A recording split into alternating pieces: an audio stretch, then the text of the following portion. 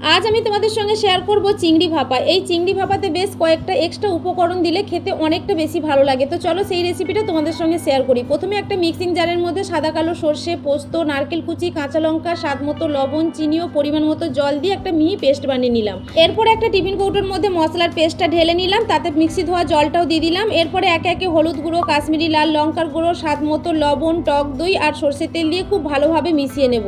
ভালোভাবে মশলাটা মেশানো হয়ে গেলে তার মধ্যে দিয়ে দেবো আগে থেকে ধুয়ে রাখা চিংড়ি মাছটা, দিয়ে একই রকমভাবে মশলার সঙ্গে খুব ভালোভাবে মিশিয়ে নেব চিংড়ি মাছগুলো।